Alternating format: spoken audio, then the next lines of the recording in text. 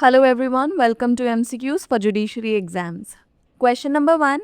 Under which provision of the BNS can a convicted individual apply for interim bail to appear for his exams? Option A, Section 420. Option B, Section 430, subsection 1. Option C, Section 440. And Option D, Section 450. The correct answer is Option B. The convict in Murali Jay Ganesh versus the state of Andhra Pradesh sought interim bail under Section 430, subsection 1 of BNS to attend his LLB's 10th semester exams and Viva Wars scheduled from June 23rd to July 5th, 2025. The application was made after the convict was unable to appear for his exams in June 2024 due to his imprisonment. Question number 2. The Juvenile Justice Act is relevant only for Option A, sentencing, Option B, conviction, Option C, evidence collection, and Option D, victim statement.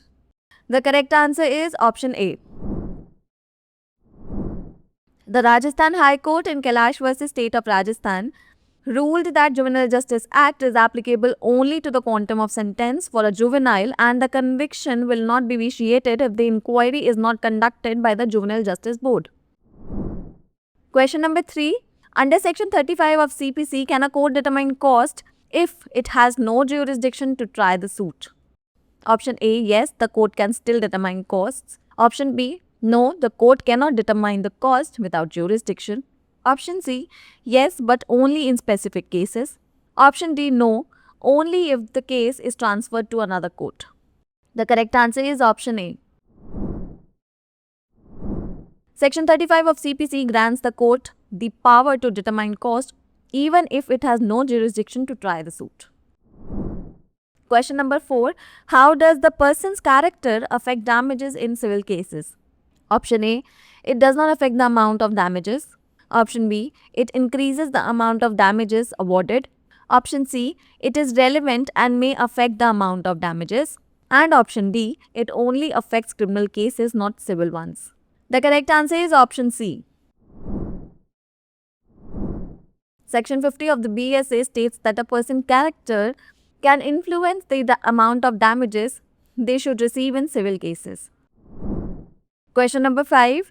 In a commercial suit, what is the consequence if the pleading is not accompanied with a statement of truth? Option A, imposition of cost. Option B, striking out of the pleading. Option C, proceed ex parte. And Option D, none of the above. The correct answer is Option D. According to Order 6, Rule 15A, subsection 5 of the CPC, as amended by the Commercial Courts Act, a pleading must be verified by a statement of truth. If this is not done, the court has the authority to strike out the pleading. It's the time for practice question. The nature of wagering agreement was explained in the case of Option A, Mori Bibi versus Damodas Ghosh. Option B, Derry versus Peak. Option C, Carlyle versus Carbolic Smoke Ball Company. And Option D, Hyde versus Wrench. Send us your answers in the comment section below.